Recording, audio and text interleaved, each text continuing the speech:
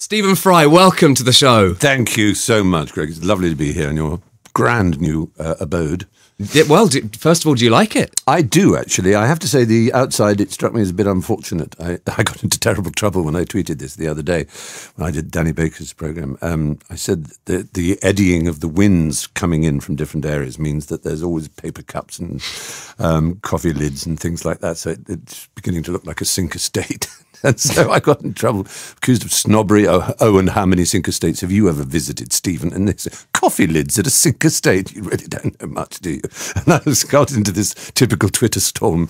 But it is, inside, it's glorious, I have to say. Outside, yes, you do need a permanent person with a broom, I think. Well, I hope you appreciate that. I did a litter pick for you this morning. Did you? That was very good of you. I think it's all of our jobs when we pass a piece of litter to pick it up. I did a litter pick for you. I hosed down the pavement to get the chewing gum off. It's very much like when the Queen leaves Buckingham Palace. The road is completely clear. You are groundskeeper Greggy in your off days. That's brilliant. Well, welcome to my show. You've never been on the show before, and it's I'm pleased to be here. Absolute pleasure to have you on the show. I've met you once before, and the last time I saw you was at a cricket dinner with the England cricket team. It was James Anderson's sort of benefit do. That's right. And it was my dad was there as well. We had a brilliant night. It was good to meet you, and you were hosting the whole thing. But you had to nip off a little bit early, and it was then became the most terrifying night of my life because I had to follow you. Oh. They asked me to step in, and they went, "Would you mind just hosting the rest of it? Because Stephen's just going to pop off, and would you mind just doing the rest?" And I thought, well, I mean, I could.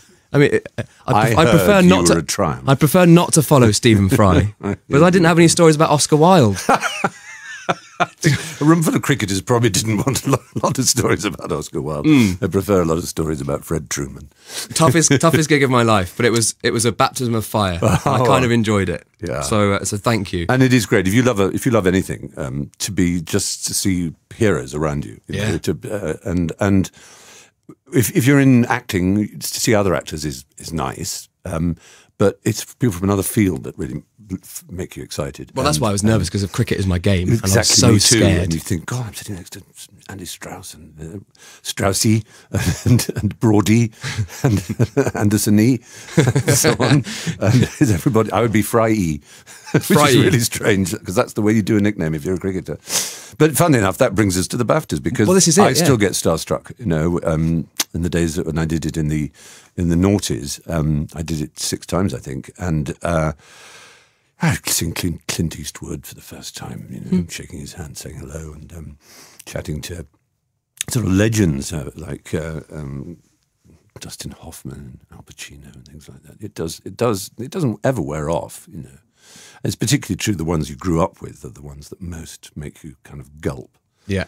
But there are going to be some good, very good A-listers, as we're supposed to call them, this year. So I think that'll be fun. A few that I'm not allowed to give away because they're going to be supposedly a surprise. Okay. Is it Jedward?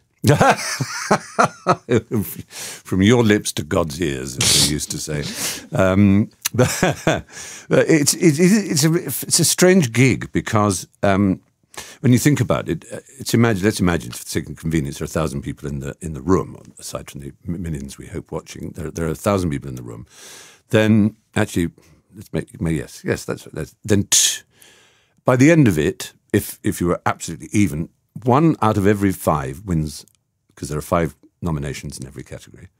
So by the end of it, there are 200 people who are very happy and 800 people who are as miserable as sin. So as the evening wears on, the audience becomes less and less happy. A bit like bingo. Yes, exactly. Actually. It is a bit like bingo. It's just you realise, I just want it to end now. And even the people who win want it to end, because I won now. Why am I bothering to stay and listen to this drivel? It's nothing to do with me. When you hear a distant house, you go, a little bit of you dies inside. You go, I'm 2 away. I was nearly there. I just needed a 33.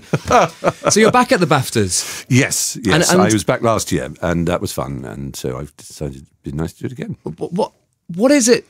Because when I watch the BAFTAs, I think it looks different to every other awards show we do in this country. Because it looks classy, and it's got genuinely massive names there. Is that why you like to go back and keep doing it? Yes, I think it is, to be honest. I think it's really well run. I think the people at BAFTA, the people at the broadcaster BBC and the production company behind it really know how to do it now. And The real key came in 1999 when I think it was Tim Angel, who ran BAFTA at the time, made the momentous decision. You're too young to remember this, but it used to be that the BAFTA Awards took place in March and were the BAFTA Film and Television Awards, all in one go. And they were after the Oscars. So you had the Oscars, and then you had this award in which, in one huge dining room at the Grosvenor House, this vast, great room, there would be people eating and drinking, and some poor sap at a microphone. Everyone was getting drunk, saying, and the best soap opera is, while they were still waiting for who's going to be filmed. You hadn't got to film. By this time, everyone was off their heads, and then they'd have a linked camera to a Mel Smith or someone on a roof in Los Angeles with some Americans who couldn't have been bothered to fly for it, and just having a little party on the hotel roof, and you could see them diving into the pool and think, oh, they're having a nice time. And I remember one which was presented by Griff Rhys-Jones and saying, so Mel, are they excited about the BAFTAs now here in America? And Mel just stared into the camera with a dead burn and went, they talk of nothing else. So hopefully has it changed at that now? point, I think people realised it was stupid for the BAFTAs Film Awards to think they could exist after the Oscars. The Oscars is the culmination of the award season, and that's rightly so. And we would benefit enormously by putting the film awards before the Oscars, so that all the actors who are up for Oscars would join in their campaign, the BAFTAs would become part of their campaign to win an Oscar. Hence, we now do get much, much better people to come. And it's also a much shorter show because the BAFTA TV, which is now in March, that can have its full length. Yeah. So everything seems to have benefited. It was a very wise decision. So Sunday, the 10th of February is the night, and it's live. Well, I'll tell you a little secret. It's as live. Okay. We start, I think, is it half an hour before? That's good. It's on the same day. It's on the same day. I think it's just in case somebody dies, somebody machetes me to death, somebody says an inappropriate word to do with poop, or any sort of unforeseen moment involving Russell Crowe, obviously, and for just such contingencies. It allows the show to be a little bit smoother as well. They can do little nips and tucks all the way through. Because it is an axiom of mine, which I shall forever hold dear, is that in the history of the genre, no one has ever left an award ceremony and said, it was good, but it was a bit short. I promise you that has never happened. Oh, I tell you what, speaking of contingencies, if you do get, as you said, macheted, then I'm happy being your understudy, as we discussed earlier. I will have it put into my whatever one gets it, but like a kidney donor card, which we should all have. Right. I'll have a little presenter donor card saying, "In the event of my falling down or being incapacitated, please send for Greg." And he will come. If you could, I mean, I'll tell you what, I'll be in the wings in a tux. All you have to do, I'll just watch. Perfect. If anything goes wrong, I'll just step on. You're my vice presenter. Yes. Waiting for me to cough. Okay, so we've talked about BAFTAs, which is Sunday the 10th. Yeah. On the good old BBC. Indeed. And I wanted to personally just talk to you about a few of my favourite things that you've done. Wow, because I'm sat here in front of you. Like you were saying earlier, you are always sort of in awe of the people that you grow up watching or listening to. And you are very much one of those people with me. And when I was at school, there was an opportunity to do some acting, and it was Jeeves and Wooster. Oh my goodness. And because I'm a massive fan of Jeeves and Wooster, and a name that I don't think has ever been mentioned on Radio 1 before, P.G. Wodehouse, one of the greatest writers ever created, I played Jeeves in it because you did. Oh. So I watched you as Jeeves and thought, I want to do that. I want to be Jeeves.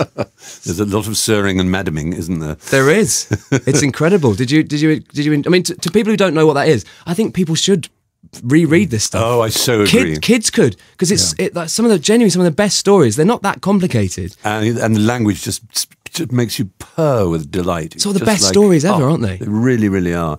So how would you sell it to a 14, 15-year-old listening now who maybe likes reading books? Because let's not forget, reading is cool. I'd say it addresses, it is cool. It addresses that primal fun that's to be had out of a rather stupid master and a much cleverer servant. And you go back in time to the 20s, the time of those beautiful chrome Art Deco cocktail glasses and shakers and beautiful cars and jazz music, and it's all very light and silly on the one hand. On the other hand, the stories are so perfect because you're being led through the story by this character Bertie Wooster, who was played by my friend Hugh Laurie when we did the TV series, who has since become a become house. a huge another Greg. He's become Greg House, and he's always getting into trouble because he's surrounded by aunts who tell him what to do, and he's trying to do his best to his friends. And Jeeves, his imperturbable, unruffled, gentleman's personal gentleman, or valet, or whatever you'd call him, he's not a butler. He gets very cross when people call him a butler. Helps him out of his scrapes. But there's always a price to be paid. Jeeves's eyebrow will rise slightly when Bertie buys himself a new waistcoat and said, were you thinking of wearing that garment, sir? Absolutely, Jeeves. Priceless. The other day asked me who my tailor was, possibly with an eye to avoiding him, sir. And you know that by the end of the story, Jeeves would have got him out of the trouble. And Bertie will say, want to think how to reward him, and say, oh, Jeeves, you know that waistcoat? Yes, sir. You can give it away. Thank you, sir. I gave it to the farmer last night. Because Jeeves will be so secure. He knew that he would. And you just get such pleasure from reading them. So maybe there's a budding actor or a budding writer listening. I think that's you must read that sort of stuff. Absolutely. If you want to be a writer one day. Absolutely agree with you. One other thing, Blackadder, which was a huge part of your life. Just a quick thing. I read a rumour that there might be another Blackadder coming soon. I hear this rumour all the time. Well, I saw it on Rowan Atkinson's Twitter. He doesn't have a Twitter feed. That's not him? No, it's not. No blue check there, I think you'll find. Look for verified. Devastated. No, I know. There are some naughty people out there who like to play little mind games. I think, there's no sight quite so unpleasant as watching an overweight prize fighter lumbering into the ring for the last fight, and then him getting floored in the second. I think, my personal theory of it is that we were in our 20s when we did those, and mostly we were playing people older than ourselves. And there's something inherently funny about someone who's in his 20s playing a general or a powerful figure of authority. And it's a different kind of funny when you are an age when you could be a general. But so, I don't know. So, in a film, if I played a general, that would be. But now, if I was doing Melchett, it wouldn't be like a 20-year-old sort of pretending to be a grown-up. I try and do it all the time, by the way. We try with my newsreader, Chris Smith. Right. If he makes a mistake, we do a beg pardon. So we do beg pardon, and we also do the. So can you teach me how to do it properly once and for all? Because I can't master it. You have to feel it inside. It's very hard. Darling, we're leaving. Problem as well as the lines are important. It's not problem, but problem. I don't know why it's a terrible problem.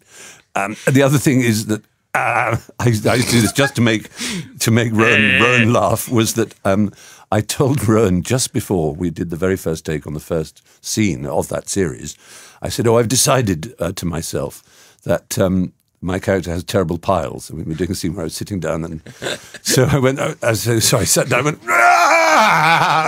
so, and Rowan just stared at me like that. I said, "You dare!" And then I would stand up and go, so, like that, and that's really where it all began. It's the way of making Rowan giggle. Yes. I can't do it, Stephen. How do you do it? I don't know. Darling. Jolly close. Nearly.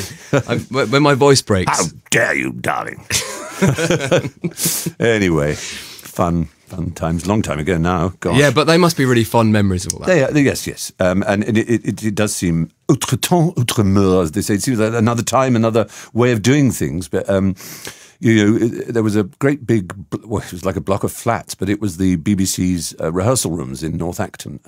Don't know what use it's put to now. It may have even been pulled down. And on every floor, there was a programme being rehearsed during the week, because so much was done at Television Centre and was done with multi-cameras in studios, like sitcoms and other people, everything from Blue Peter and Top of the Pops, and all done like that.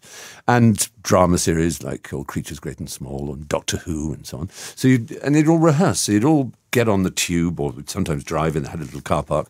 You'd go to the North Acton Hilton, as it was holy called, and you'd see what floor you're on. You'd get floor 3 Doctor Who, floor 5 Biker Grove or something like that, and then floor 6 Blackadder. So you go into yours, and there's a huge rehearsal room where all, Queenie's chamber is here, done with just done with sticky coloured tape and poles for doorways. And I invented this game where you have to throw the tape reels over the top of the poles, and in like a sort of fairground game. And it was wonderful because they go down going woo, woo, woo, woo, woo, woo, woo, yeah. woo, woo, like anyway, that was fun. And then you come to lunch and you'd see you'd sit down with I don't know, sort of someone like David Jason or whatever, because they'd be doing Only Fools and Horses and on floor 7. God, what a time! I know, it was great fun, and whichever the current Doctor Who would come in and say, "So, what are you boys doing?" And we'll chat about it. And of course, we all thought we were doing the worst thing, that they were all doing the best thing. So we'd say, "Well, there's Blackadder," and after this first one was not that well received. And so they go, oh, well, we would say, well, it's rather different this time, and we're doing it in front of an audience. Go, all right. And then, of course, do the third series. I was only in one of those as Duke of Wellington, but I remember going, another Blackadder, that's good. Where's Miranda? So, oh, no, it's different series. It's different now. It's now set in the Regency. Oh, but I liked Queenie. And oh, dear.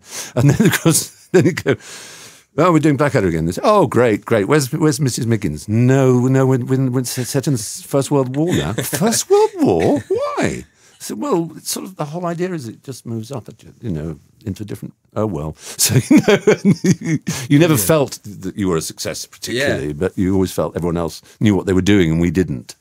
But looking back, of course, it's ridiculously wonderful, blissful time. Amazing stuff. I would like to talk to you all day. Can we go for a beer sometime? Let's talk about the old days. Yeah, I'd love to. That's a deal.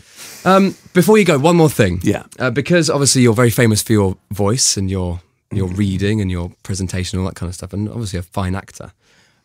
My theory is that you can make anything sound amazing. Right. That's the theory. And you can make anything sound interesting. Okay. So can we start? I've got 2 extracts here. Right. First of all, from Jeeves Gives Notice. Right. Would you mind reading the first page of that, please? Very, very happy to do that. I know I've sprung it on you, but I'm sure worth remembering that all the Jeeves stories are told not by Jeeves, but by Bertie. Yeah. So I'm going to have to be Bertie here. Okay.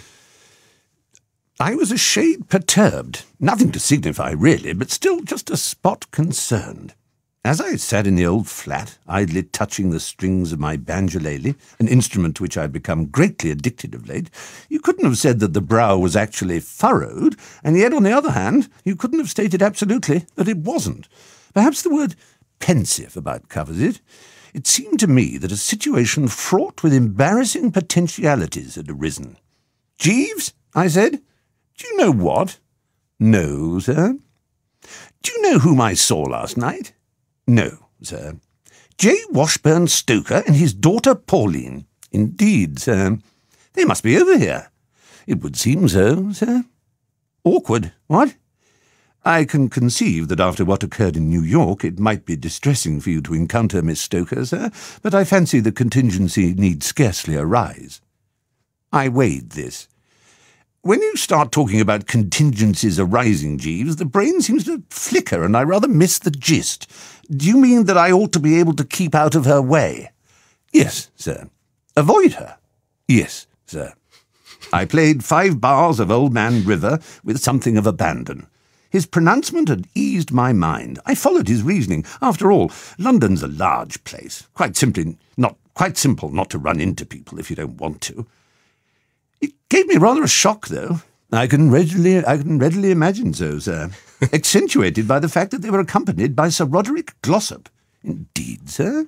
"Yes, it was at the Savoy Grill." Wonderful, thank you.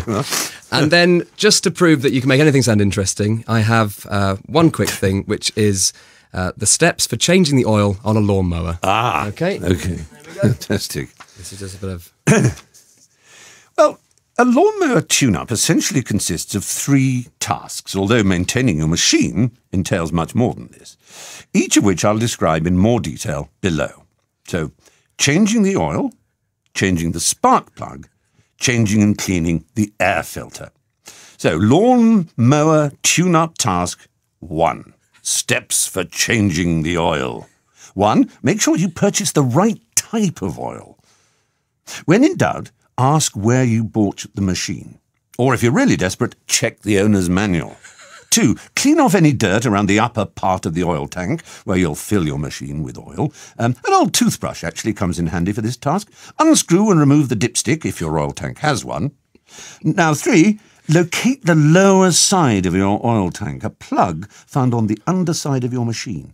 You need to drain out all the old oil, and unscrewing this plug will do just that. Prop up your machine accordingly with blocks, providing a tilt that will give you access to the plug. Stick an oil pan or like container under the plug to catch the oil. Ready? OK, unscrew the plug, you may need a socket wrench, by turning counterclockwise and let that dirty old oil pour out. And I do mean dirty. Obviously, you don't want to have your Sunday best on when performing a lawnmower tune-up. Stephen Fry, thank you so much for your time today. Not at all. Good luck with the baptism on the you. 10th, Sunday the 10th. Thank you, Griggles. And whenever you feel like you want to, you can come back in and be on the show whenever you like. That's very sweet of you. If you want to return, that is. Why would I not? And if ever you need, if ever I have a coughing fit or someone machetes me, I will make sure I've got your details so you can come on and replace me. Wonderful. That's all I ask. Thank you, Stephen.